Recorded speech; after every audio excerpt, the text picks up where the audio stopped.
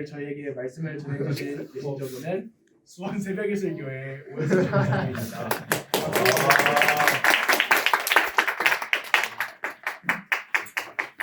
할렐루야.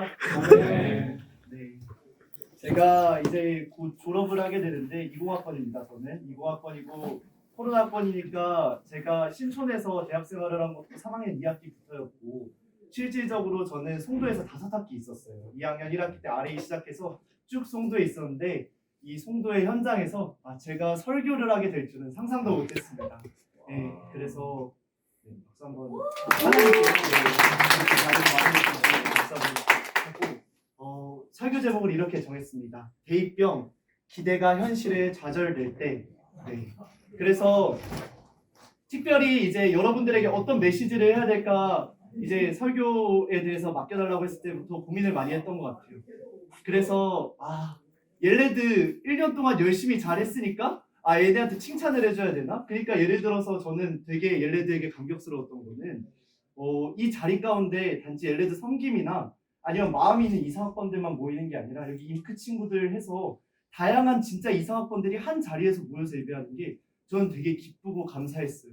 그리고 또 그 어떤 채널을 만들어준 또 시온이가 정친사 이런 톡방들을 운영하면서 또 그런 것들을 잘 이끌어줬던 것 같고 얘네들에서 뭐 칭찬할 것도 있고 아니면은 뭐 갑자기 이제 저는 연기원 대표 2년 했으니까 여기서 연기원 기습 홍보를 할 수도 있겠죠.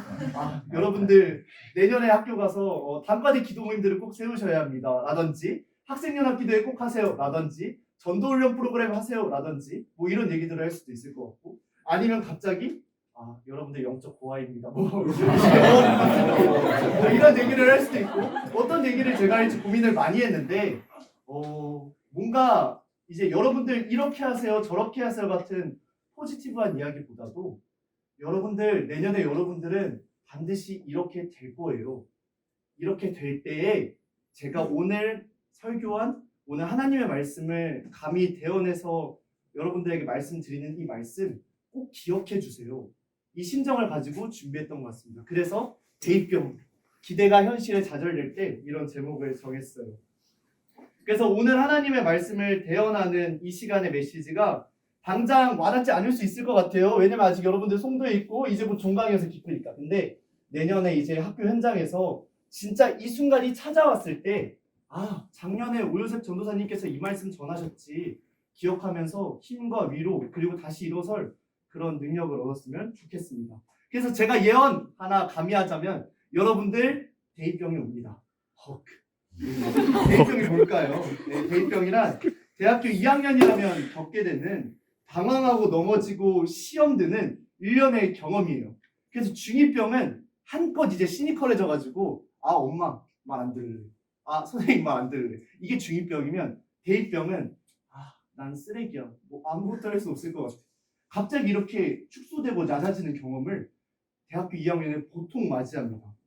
예, 신촌에 가면은 여러분들 생각보다 녹록지 않습니다. 예, 좀 분위기를 쫓치는 것 같지만 거기는 친교실이 없어요.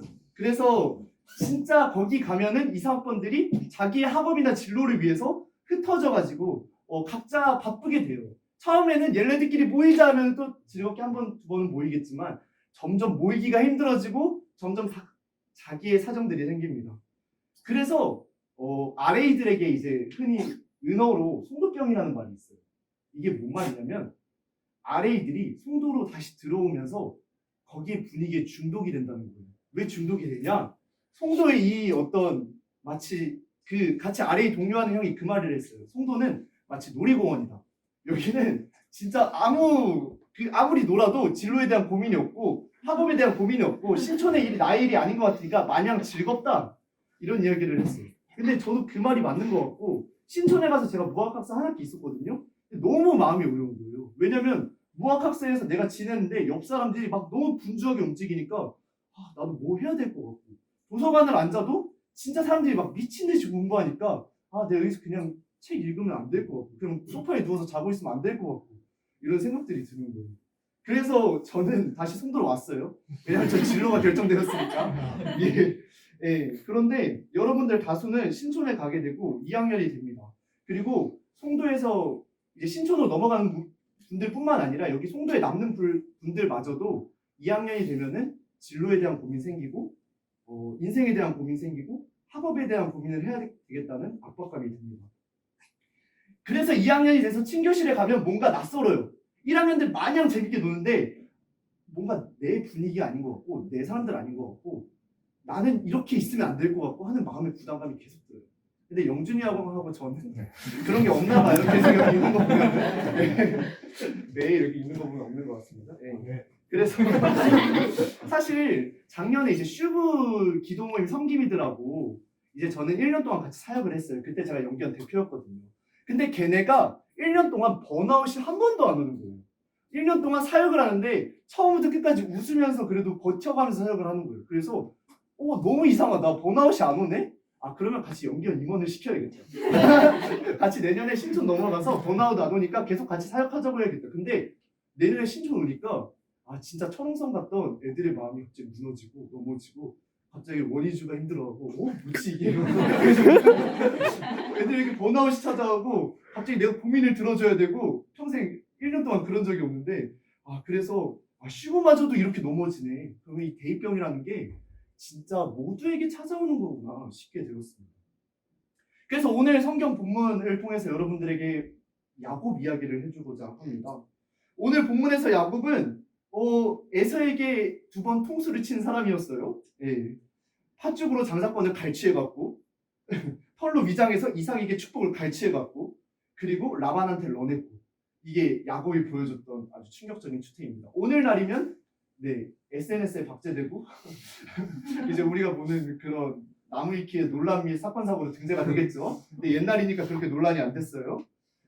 그리고 이제 그 라반한테 런을 해가지고 레아와 라헬과 결혼을 해가지고 아주 잘 살다가 하나님이 갑자기 멀쩡히 있던 야곱한테 갑자기 말씀을 주시는 거예요.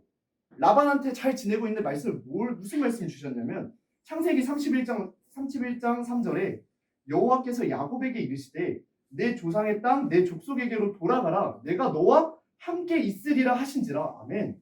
그래서 야곱은 아멘 하나님께서 다시 나를 돌아가라고 하시는군요. 라반 눈칫밥 먹어서 힘들어 죽겠는데 다시 내 고향 내 족속 땅으로 돌아가라고 하니 나 가겠습니다 하고 기뻐서 이제 짐을 챙기고 레아하고 라헬하고 같이 떠나게 되는데 어떤 일이 있어요?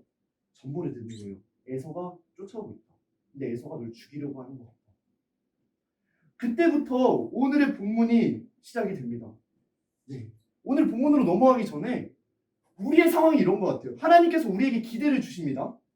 우리에게 약속을 하시기도 하고 우리에게 사명을 주시기도 해요. 요셉아, 너 이렇게 가야 된다. 이 길로 가야 된다. 너 여기에 대한 마음을 줄게. 이 영역, 이 세대에 대한 마음을 줄게. 청소년 세대 살리는 일에 헌신해. 혹은 교육계에 너가 헌신해. 이런 마음을 주시기도 합니다. 여러분들 막 고3 때 막 그런 기도도 했을 거예요. 학과를 고민하면서 하나님 나의 진로를 어떻게 준비하시겠습니까? 라는 기도도 했을 것 같고 신소재로 주님께서 부르시고 교육으로 부르시고 ISED로 부르시고 주님께서 이런 콜링이 또 있으셨을 것 같아요. 근데 대학교 2학년 가니까 웬걸? 하나님이 말씀해 주신 그 약속과는 딴판으로 여기서의 내 입지가 너무 좁은 거예요. 대학교 2학년 되니까 생각보다 여긴 빡세. 세상은 생각보다 넓어. 나는 보잘것없어. 고등학교 때는 내가 너는 진짜 천재 신소재가 될 거야. 천재 교육이 될 거야. ISED가 될 거야. 기계공학이 될 거야. 이렇게 하고 왔는데 여기 오니까 다 쟁쟁하고 내가 아무리 열심히 공부해도 버티지 못할 것 같아. 그때부터 시작되는 겁니다. 하나님께서 나한테 약속하셨던 그 기대가 대학교 2학년 가서 현실에 좌절되는 순간이 시작되는 겁니다. 마치 야곱이 하나님께 약속을 받고 내 고향 내 족속으로 가라. 너가 민족의 조상이 될 것이다. 갔는데 에서가 쫓아오는 이 상황을 맞닥뜨리게 됩니다. 그래서 여러분들이 어쩌면 대학교 2학년 방황할 때 또 뭘 하냐면 다른 걸 찾아봐요. 내가 이거 아닌가? 뭔가 전과해야 되나? 복전해야 되나? 근데 이리저리 뒤적이는데 생각보다 안 됩니다. 그리고 더 무너지게 돼요. 그 순간 깨달아요. 휴학도 한 사람들이 있을 거고 깨달아요. 나는 지금까지 뭘 한 거지? 야곱도 약속대로 진짜 하나님 주시는 마음을 붙잡고 말씀을 붙잡고 그곳으로 갔어요. 하나님이 말씀 안 했는데 야곱이 억지로 가가지고 야곱이 힘 고생한 게 아니잖아요. 야곱이 하나님께 말씀 받고 갔어요. 그런데 거기서 에서가 자기 일가를 죽이려고 복수하려고 기다리고 있다는 겁니다. 야곱은 그래서 기도합니다. 비참할 정도로 하나님 앞에 기도합니다. 다시 본문을 볼까요? 32장 9절로 12절. 우리 한 목소리로 읽겠습니다. 시작. 야곱이 또 가로되 나의 조부 아브라함의 하나님 나의 아버지 이삭의 하나님 여호와여 주께서 전에 내게 명하시기를 내 고향 내 족속에게로 돌아가라 내가 내게 은혜를 베풀리라 하셨나이다. 나는 주께서 주의 종에게 베푸신 모든 종과 모든 지위를 조금이라도 감당할 수 없사오나 내가 내 지팡이만 가지고 이 요단을 건너서니 지금은 줏대가 이르렀나이다. 내가 주께 간구하오니 내 영의 손에서 에서의 쌀을 건져내시옵소서. 내가 그를 두려워하오는 그가 와서 나와 내 처자를 칠까 겁내니이다. 주께서 말씀하시기를 내가 정녕 내게 은혜를 베풀어 내 씨로 바다에 셀 수 없는 모래와 같이 많게 하리라 하셨나이다. 이 본문에서 야곱이 계속 뭘 말하고 있어요? 하나님 약속하셨잖아요. 하나님 내 마음에 기대 주셨잖아요. 하나님 내 마음에 소원 주셨잖아요. 근데 하나님 지금까지 축복 주신 것도 감사한데 왜 저한테 이러시냐고요. 지금까지 축복 주신 거 싹 날려버릴 만큼의 재앙을 왜 내 앞에 주시냐고요. 하나님 약속해 주셨잖아요. 바다에 셀 수 없는 모래와 같이 많게 하리라고 하셨잖아요. 근데 왜 지금 이 기대가 현실에 완전 좌절되는 상황을 맞닥뜨리게 하십니까? 그리고 그때 야곱이 그렇게 비참하게 기도하고 있을 때 갑자기 뜬금없이 한 사내가 등장합니다. 그리고 갑자기 씨름 한 판을 하자고요. 막 함뜰래라고 하니까 야곱이 진짜 함뜹니다. 그리고 그 가운데서 야곱 한턱뼈가 골절되고 평생 절뚝거리는 사람이 됩니다. 야곱은 그런데 마치 마음속에 그게 있었나 봐요.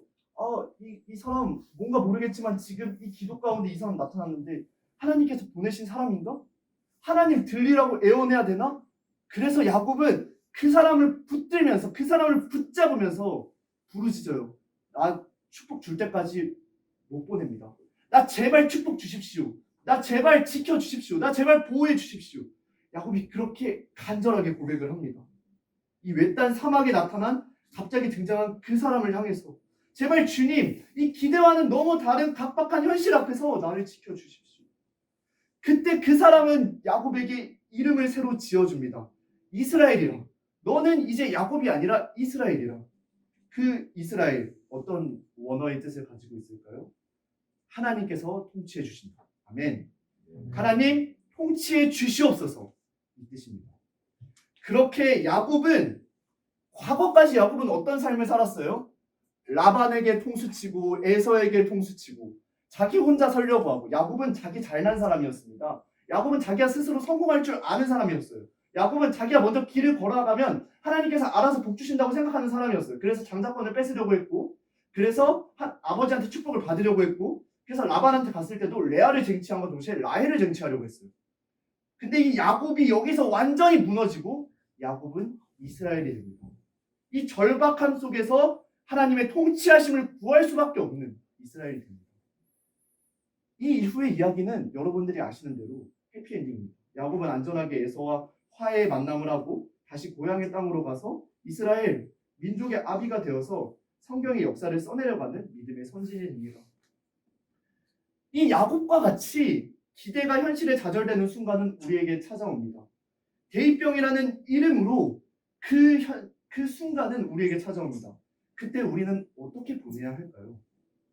역설적으로 저는 그 순간이 우리가 완전히 넘어지고 자아가 깨지는 그 순간이 하나님의 얼굴을 뵙고 내 음성으로 그분을 부르짖는 그동안 내 귀로만 들었으나 이제는 내 눈으로 뵙는 하나님을 뵙는 그 순간이라고 저는 확신합니다. 그렇게 나의 하나님을 만나는 경험은 어쩌면 하나님과 씨름하는 순간입니다. 기대가 현실 앞에서 좌절되는 순간에 주님, 나는 당신의 통치하심이 없으면 아무것도 아닙니다 라고 외치며 그 앞에 나의 주인이 되어주십시오 라는 울부짖음입니다. 그리고 그 하나님과 씨름함을 통과할 때 그 하나님을 붙잡고 나를 제발 축복해 주시고 통치해 주시고 지켜주십시오 라고 외칠 때 진정한 의미에서 내가 안고 있던 그 자리, 야곱이라 하는 나의 이름은 벗어져 버리고 하나님의 자리, 하나님의 통치하심, 하나님의 이끄심, 하나님의 주권이 내 안에 선포되는 것입니다. 그 경험은 어쩌면 너무 아프기에 우리는 쉽게 그 경험을 도피하고자 하는 유혹에 처합니다. 어떻게 우리는 그 아픈 경험을 도피하고자 할까요? 친교실에서 모든 걱정 만사를 다 제쳐두고 하하오 수다를 떠는 겁니다.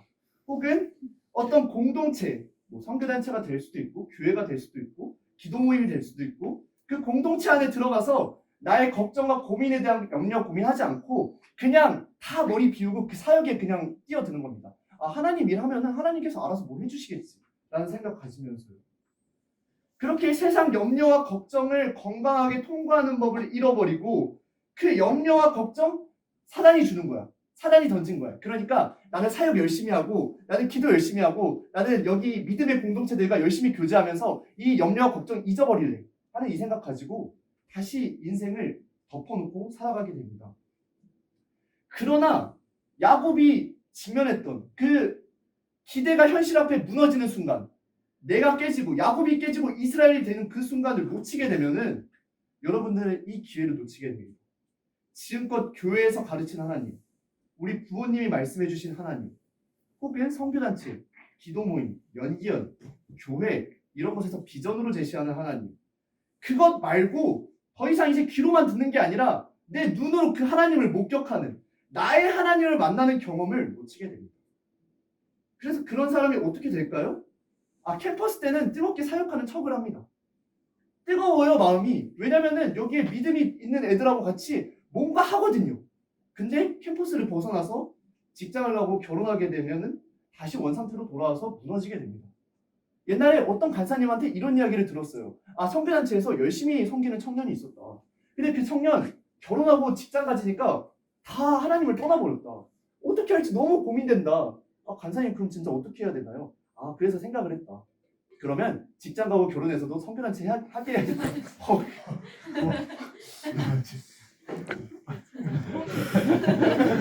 그래서 이렇게 되면 안 되겠죠. 이렇게 되면 안 되겠죠. 네. 그 공동체와 그 어떤 차원에서 부모님이 말하는 그 메시지, 유튜브나 인스타에서 나를 감동시키는 그 감성 글귀들을 뚫고 나에게 직접 음성으로 말씀하시는 그 하나님, 우리는 만나야 됩니다. 그 사람들은 다시 그 기대가 현실에 좌절되는 경험이 다가오면 이겨내지 못하고 넘어지게 되겠죠. 그 사람들은 아니면 또 찾게 되겠죠. 직장 앞 결혼해가지고 고민을 감출 수 있는 또 다른 공동체를 찾게 되겠죠. 거기 가서 또 어떤 교회를 가서 거기서 그냥 그 사역 안에 숨거나 그 선교단체 사역 안에 숨겠죠. 그리고 그 교회를 벗어나서 그 교회 상처를 받고 나가게 되면 또다시 깨지겠죠. 그런 반복된 삶을 살기를 원하십니까? 우리는 하나님 만나고 싶잖아요. 우리는 하나님께 이끌림 받는 삶 살고 싶잖아요. 우리의 자아가 깨지는 그 경험 통과하고 싶잖아요. 광야를 지나서 나에게 말씀하시는 하나님 만나고 싶잖아요. 그래서 미안하지만 이 깨어짐은 교회도 선교단체도 연기연도 기도 모임도 부모도 공동체도 대신해 줄 수 없습니다. 이 깨어짐은 홀로 그리고 스스로 감내해야 합니다. 물론 그 깨어짐의 과정을 함께 해줄 동역자가 있다는 거, 부모님이 있다는 거, 선교단체가 있다는 거, 공동체가 있다는 거, 영적 부모가 있다는 거, 믿음의 목자가 있다는 거는 너무 중요합니다. 그러나 결국에 그 깨어짐을 맞닥뜨리는 순간은 내 개인의 순간인 거예요. 내 실존의 경험인 거예요. 스스로 감내해야 하는, 스스로 홀로 걸어가야 되는 길인 거예요. 마치 야곱이 자기의 일가를 엄청 거느리고 나왔지만은 결국 야곱이 하나님과 씨름했던 그 순간은 혼자였던 것처럼. 저는 여러분 앞에 그래서 비극과 공포를 선포합니다. 앞으로 여러분들 무조건 깨어집니다.